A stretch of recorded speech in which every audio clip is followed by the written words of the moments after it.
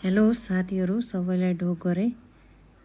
यो सुदूरपश्चिम प्रदेशको गोदावरी नगरपालिका वार्ड नम्बर 1 गुहेश्वरी टोलमा 15 लाख बजेटमा बनेको यो नाली हो। यसको अवस्था हेर्नुस्।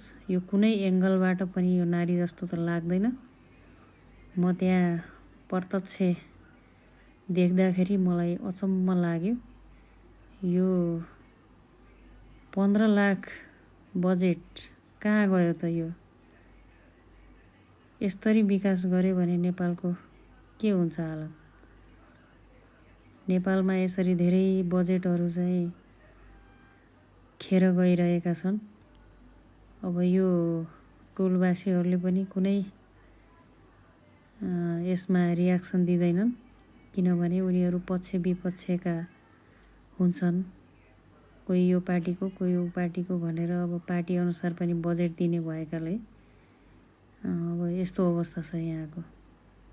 यो अवस्थाले कसरी विकास हुन्छ? अब त्यहाँ सोध्यो भने हामीलाई थाहा छैन कतिको बजेट आयो, फलानु मान्छेले कति के गर्यो, अब पानीले बिगार्यो, यस्तो गर्यो भनेर टार्ने काम हुन्छ त्यहाँ चाहिँ।